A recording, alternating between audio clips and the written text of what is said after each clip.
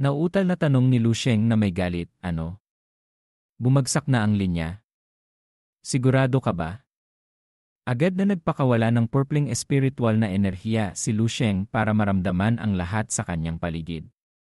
Sa susunod na sandali, naramdaman ng lalaki sa harapan ni Lu Sheng ang isang di nakikitang alon na lumalabas mula kay Lu Sheng. Ang alon na ito ay nagdulot sa kanya ng pakiramdam na humaharap sa isang bagyo. Ang buo niyang katawan ay halos nabutas.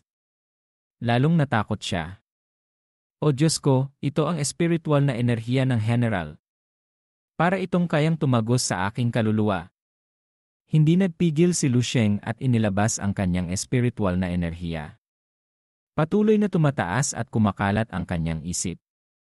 Pagkalipas ng ilang sandali, binawi ni Lu Sheng ang kanyang pagsisiyasat at may kaunting pag-aalala sa kanyang mata. Tinitigan ni Lu Sheng ang mata ng lalaki at nagtanong, alam ba ng military ang balita na bumagsak ang linya? Walang reinforcements na dumating. Tumingin ang lalaki kay Lu Sheng at nagpawis ng malamig. Matagal na naming iniulat ito sa military. Sinabi ng military na may reinforcements at sinabihan kaming maghintay, ngunit nang tuluyang bumagsak ang linya, ang dumating ay ang utos para umatras. Kung ganun, bakit hindi kayo umatras? Yumuko ang lalaki at nanahimik ng ilang sandali bago sumagot, hindi umalis ang general namin at namatay. Kaya hindi rin kami alis. Naisip namin na bago kami mamatay, mas maganda kung makakapatay kami ng karagdagang kakaibang hayop. Wala nang mahalaga kung saan kami mamatay, basta mamamatay kami kasama ang general namin. Bahagyang natahimik si Lu Sheng at pagkatapos ay nagtanong, ano ang magiging resulta kapag bumagsak ang linya na ito? Yumuko ang lalaki ng malungkot at sumagot, maapektuhan ang magkabilang panig ng linya. Kung hindi natin maprotektahan at malilinis ang mga lugar, maaaring kumalat ito sa mga ligtas na zona. Nag-isip ang lalaki at gumamit ng ilang simpleng pangungusap para buod ito. Sa madaling salita, maraming mamamatay. Nagulat si Lu Sheng nang marinig niya ito. Tumango si Lu Sheng. Naiintindihan ko. Pagkatapos, malamig na tumalikod ang binata at nagpatuloy sa paglalakad papunta sa kanluran. Hindi siya naglakad ng mabilis o mabagal, ngunit ang kanyang bilis ay napakabilis. Nang makita niyang malapit nang mawala ang likod ni Lu Sheng, naalala ng lalaki ang isang bagay at nag-aalalang sumigaw, General, ang lugar na iyon ay ang war zone na may napakaraming mababangis na kakaibang hayop. Alam ko. Ang boses ni Lu Sheng ay narinig mula sa malayo, nadala ang kanyang pagiging kalmado mula simula hanggang katapusan. Pupunta ako roon para makita kung may maisasalba pa ako. Agad na natigilan ang lalaki na nagdududa kung mali ba ang narinig niya. Nakanganga ang lalaki sa hindi makapaniwalang ekspresyon. Magliligtas? Nag-iisa lang siya. Sa isang iglap, nawala na si Lu Sheng. Naglakad si Lu Sheng na parang hangin, na parang malaking ibon na lumilipad sa pagitan ng mga lungsod. Pagkatapos na masira ang kanyang espiritual na enerhiya sa level 7, sinubukan ni Lu Sheng na lumipad ng ganap gamit ang kanyang espiritual na enerhiya. Bilang resulta, nagawa niya ito, ngunit mas mabagal ang bilis kumpara sa pagtakbo sa lupa. Sa ilang partikular na sitwasyon, napakakinabang nito. Halimbawa, pagtalon mula sa eroplano nang hindi gumagamit ng parachute. Habang dumadaan sa mga guho ng lungsod, papalapit si Lu Sheng sa paligid. Unti-unti itong naging maingay. Mga sigaw ng kakaibang hayop, putok ng machine gun, mga pagsabog ng bala, halo-halong galit, sigaw, at baliw na pagtawa. Huminto si Lu Sheng sa itaas ng mataas na gusali sa gilid ng lungsod. Tumingin siya sa senaryo sa ibaba at walang nakaligtaan. Maraming armored na sasakyan, tank, at iba pang inabandunang sasakyan ang nakasalansan para bumuo ng mahabang linya na 4 metro ang taas na nakapaligid sa gilid ng lungsod. Ipinapaalala ng tanawin na ito kay Lu Sheng ang ilang laro at pelikula na may tema ng apokalipse na nilalaro niya noong nakaraan. Ang linya sa harapan. Sa kasamaang palad, punit na ang military line na ito. Nagulat si Lu Sheng sa senaryo sa harapan niya. Ang mga kakaibang hayop ay parang tubig na bumubulwak mula sa kuwebang malayo. Makikita na hindi lang isa ang kakaibang hayop na level 7 na nagkukumpulan sa battlefield. Ang dahilan kung bakit hindi pa tuluyang nakapasok ang grupo ng mga kakaibang hayop sa mga guho ng lungsod ay dahil may apoy pa ring nagliliyab sa linya. Nang makita ang sobrang laking kakaibang hayop at maraming kakaibang hayop sa likod, nagulat at napabulalas ang binata, ang dami nila. Pagkatapos ng pagtingin sandali, naintindihan ni Lu Sheng ang pangkalahatang sitwasyon. Direkta siyang tumalon mula sa bubong. Walang oras si Lu Sheng para mag-isip. Magliligtas siya hanggat kaya niya. Katulad ng sinabi niya sa lalaki kanina, susubukan niyang magligtas hanggat maaari. Ang kondisyon para kay Lu Sheng para iligtas ay kailangan niyang makatakas anumang oras. Parang may nakatira pa rito. Tignan natin kung may maisasalba pa ako.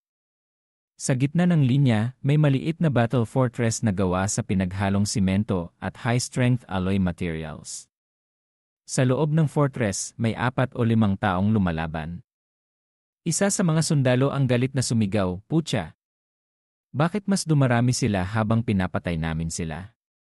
Tanong ng sugatang tao na nawala ng kanyang kaliwang braso sa matandang lalaki na may suot na salamin, patay na ang general. Anong gagawin natin ngayon? Sumagot ang matandang lalaki, ano pa bang magagawa natin? Walang tigil na nagpapaputok ang lahat. Patuloy na sinabi ng matandang lalaki, siyempre, magpapatuloy tayo sa pagpatay. Mas marami tayong mapatay, mas mabuti. Natulungan ko na ang general na kumita ng sapat. Ang susunod ay magiging kasama natin sila. Patuloy na naghagis ng granada ang matandang lalaki at tumawa, haha. Tumawa ang malakas na lalaki sa malapit, haha. Kumuha siya ng sigarilyo at inilagay ito sa mainit na baril at sinindihan. Humitit siya ng malalim at pagkatapos ay pinalitan ang baril at nagpatuloy sa pagpapaputok. Tama! Mas marami tayong mapatay, mas makikinabang tayo. Pag naubos ko na ang mga bala, makikipaglaban ako sa mga kakaibang hayop na yan. Galit na sumagot ang matandang lalaki na may dalang explosives. Matagal na akong nakapagtabi ng sapat na explosives para gawing patag ang lahat ng hayop na yan. Sisiguraduhin kong komportable silang aalis at hindi ako mag-iwan ng kahit anong tira. Lumingon ang lalaki na putol ang braso para tingnan at may kaunting pag-aatubili sa kanyang mata. Lao Tao, natatakot ako na hindi magiging maayos. Nakahiga sa tabi si Lao Tao na may sugat sa ulo na parang walang malay. Nang marinig ito, lumingon ang ilang tao para tingnan ang nakahiga na lalaki sa likod. Nakita lang nila nagulat ang kanyang ekspresyon at may dugo sa kanyang ulo at tiyan. Malinaw na nasa kanyang huling yugto na siya. Lahat ay tumahimik at lumitaw ang sakit sa kanilang mukha. Malakas na pagsabog. Malayo sa kanila, ang lalaki na may hawak na 2 machine gun ay biglang sumigaw at bumagsak. Naputol ang kanyang braso. Tumawa siya sa sakit. Ha ha ha ha ha. Agad na sumigaw ang matandang lalaki, "Hey Z." Patuloy na kinuha niya ang lahat ng explosives sa kanyang bag at hinagis sa mga kakaibang hayop. Mga putya! Gusto kong pasabugin kayo. Mabilis na naubos ang bag, iniabot ng matandang lalaki ang kanyang kamay para kumuha, ngunit walang naiwang granada o explosives. Ngumisi ang matandang lalaki. General, kaming mga kapatid. Kumuha ng parang remote control ang matandang lalaki mula sa kanyang bag, gusto niyang pindutin ang buton. General, susundan ka namin. Papalapit na ang mga kakaibang hayop sa fortress. Ang mga tao sa loob ng fortress ay may pakiramdam na malapit na silang umalis at agad na naging kalmado. Nakatingala sa langit, handa silang mamatay. Sa sandaling ito, biglang may kumalat na di nakikitang alon. Ang mga kakaibang hayop na nagkukumpulan sa fortress ay natamaan na parang pinutol ng malaking karit. Sumabog ang isang bagyo at sumigaw ang mga tao, saan galing ang malaking hangin na yan? Sa isang iglap, biglang nawala ang lahat ng sigawan at ingay. Muling sumikat ang liwanag. Pagkatapos, parang may bagyo na umihip at ang mga kakaibang hayop sa loob ng fortress ay pinadpad na parang dayami. Biglang may lumitaw na figura sa tuktok ng fortress. Tumingin siya sa ibaba sa mga tao. Kalmado niyang tiningnan ang paligid at nagsabi, "Ayos lang. Tumayo na kayong mga buhay pa at umatras kayo." Natigilan ang lahat na nagkatinginan sa isa't isa. Anong nangyari? Pagkatapos tumingin ng maigi, biglang lumitaw ang kagalakan sa mukha ng matandang lalaki na may suot na salamin. Guminhawa siya at sumigaw, "Dumarating na ang reinforcements! Dumarating na ang reinforcements!" Ikinuyom ng matandang lalaki ang kanyang kamao at tumalon. "Putya! Sino bang gustong mamatay kung kaya nilang mabuhay? Mga kapatid, umatras tayo." Kumislap ang pag-asa sa mata ng mga natitirang tao at tumayo sila. Sa isang iglap, nawala si Lu Sheng. Nakita lang ng mga tao ang isang figura na parang buhawi na walang habas na pumapatay sa mga kakaibang hayop. Ang aura sa katawan ni Lu Sheng ay lumabas ng napakalakas. Inalis ng lalaki na putol ang braso ang kanyang tingin sa figura. Nang tinignan niya ang paligid, nagulat siya. Kumulot ang kanyang mukha at sinabi, "Sandali. Tignan niyo. Dumarating ang reinforcements." Bakit isa lang siya? Parang hindi naririnig ng kanyang mga kasama ang kanyang sinasabi. Nakatingin pa rin sila sa figura sa harapan nila. Sa sandaling ito, nilalabanan ni Lu Sheng ang mga kakaibang hayop sa paligid. Pagkalipas ng mahabang panahon, biglang nagsalita ang matandang lalaki, "Bakit pakiramdam ko sapat na siya?" Ang malaking ginintuang disc sa itaas ng ulo ni Lu Sheng ay mabilis na umiikot. Sa bawat oras na lumitaw at mawala si Lu Sheng, mayroong karagdagang kakaibang hayop na hinihiwa sa dalawang bahagi. Ang pilak na mahabang sibat na nababalot sa nagliliyab na apoy sa kanyang kamay ay parang nag-aalab na dragon. Ang buong katawan ng lalaki ay nababalot sa ginintuang aura. Parang araw. Saan man siya pumunta, bumabagsak ang mga kakaibang hayop na parang pinuputol ang damo. Ang mga tao sa loob ng fortress ay tumitingin na napapahanga. Matinding gulat. Sandaling lumitaw ang figura, ngunit ganap na nalinis ang isang lugar ng mga kakaibang hayop sa paligid ng linya. Puro katawan ng kakaibang hayop na dumadaloy ang dugo. Ngunit napakarami pa ring kakaibang hayop. Habang lumalaban ang binata, nagpakawala siya ng buntong hininga. Ang dami-dami nila. Parang walang katapusan ang kakaibang hayop. Nararamdaman ni Lu Sheng na isa siyang bato sa dalampasigan na tumatanggap ng bawat alon. Halos naiintindihan ko na kung bakit bumagsak ang linya ng 835 Yi Division. Masyadong malakas ang puwersa ng mga kakaibang hayop dito. Malaki ang pagkakaiba sa panig ni Yu Fiu. Hindi bababasa, mas malakas ito ng 4 o 5 beses. Ang kakaibang agos ay patuloy na nagbubulwak mula sa kuwebang. Kahit si Lu Sheng ay nakakaramdam ng kaunting pressure at tumataas ang pressure. Ngunit masaya siya. Tinignan ng binata ang mga kakaibang hayop na may malamig na mata at bumulong, "Kung ganun, makikipaglaban ako ng husto." Habang may espasyo sa grupo ng kakaibang hayop, dahan-dahang nagalaw si Lu Sheng. Naglalabas ng tunog ang kanyang katawan at kumukulo ang dugo. Parang may mabilis na gumigising sa katawan ni Lu Sheng. Matagal na akong hindi humihinto.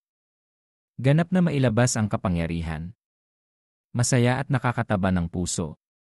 Dahan-dahang itinaas ni Lu Sheng ang sibat na may dragon pattern na crimson star sa kanyang kamay. Ang yelo ay lumalabas mula sa ilalim ng kanyang paa at kumakalat. Gustong gamitin ng binata ang mga kakayahan ng Ice Queen. Sumigaw si Lu Sheng, "Ice Coffin Imprisonment." Ang dark red tip ng sibat ay nagbuga ng nagliliyab na glacier. Isang maliit na ice spirit na ibon ang lumabas mula sa glacier. Ikinakalat nito ang icebone wings na tulad ng karit, ngunit mayroong pula na apoy na naglalagablab sa asul na yelo na pakpak. Hindi pa ginamit ni Lu Sheng ang Ice Coffin Imprisonment sa katotohanan, ngunit pagkatapos niyang formal na gamitin ang kanyang death move, naging mas malakas ang ice spirit na ibon. Nag-flash at nawala ang anino. Isang malaking kakaibang hayop na level 7 ang humarang sa harapan ni Lu Sheng na parang Godzilla. Binuksan nito ang kanyang malaking bibig na parang palanggana ng dugo, ngunit bago pa man ito makasigaw, tahimik na naging yelo ang kanyang malaking katawan. Mabilis na lumipad ang ice spirit na ibon sa kakaibang hayop. Ang malaking ice sculpture ay gumuho na may malakas na dagundong. Ang dugo at internal organs ng kakaibang hayop ay nagkadikit-dikit na parang nasunog ng apoy. Ice and Fire Dual Heaven. Kalmado ang mata ni Lu Sheng na parang tubig, ngunit napakasaya ng kanyang puso. Ngumisi ang binata.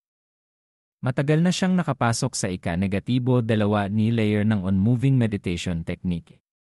Ang nagpasaya sa kanya ay ang ika-2 ni layer ng on-moving meditation technique ay may malaking amplification sa elemental control na hindi ganoon kaliit gaya ng kanyang naisip noong una. Hindi lang tumaas ang kanyang elemental control, kundi kaya niyang kontrolin ang maraming elemento. Ito ay isang paglabag sa langit. Napakalakas ng breathing technique.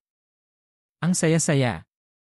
Habang mas nauunawaan ni Lu Sheng ang technique, mas nararamdaman niya ang misteryo sa loob nito. Ice, fire, wind, earth, lightning, iba't ibang elemental power ang nagpalipat-lipat sa kamay ni Lu Sheng na nagpapahirap sa mga kakaibang hayop hanggang kamatayan. Pumasok si Lu Sheng sa isang estado ng pagkalimot. Nararamdaman lang niya na sa kanyang isip, ang iba't ibang emosyon tulad ng inspirasyon at banggaan ay patuloy na lumalabas. Hindi kakaunti ang elemental control na naintindihan niya, ngunit napakakaunting beses niya itong ginamit. Maliban sa wind breathing technique at fire breathing technique, ang iba pang mga elemento ay madalas na nakalagay sa sulok at bihirang gamitin ni Lu Sheng. Ngayon alam na ni Lu Sheng kung gaano kalakas ang elemental control na ipinapares sa malalakas na martial arts sa battlefield. Sumigaw ang binata, breath of metal, breath of fire. Sa malamig na mata, mariing tumapak si Lu Sheng sa lupa at lumipad. Breath of earth, breath of wind. Sunod-sunod na mga epekto ng mga elemento ang pumalibot kay Lu Sheng at ang momentum ay lumalakas.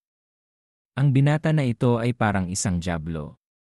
Mahigpit na winagayway ang sibat na may dragon pattern na Crimson Star. Sumigaw si Lu Sheng, mga hamak na aso, layas kayong lahat. Lumayas kayong lahat para sa akin. Ang sibat ay bumagsak ng mariin. Boom! Boom! Boom! Ang kulog at bagyo ay bumalot sa lupa na parang sinisira ito.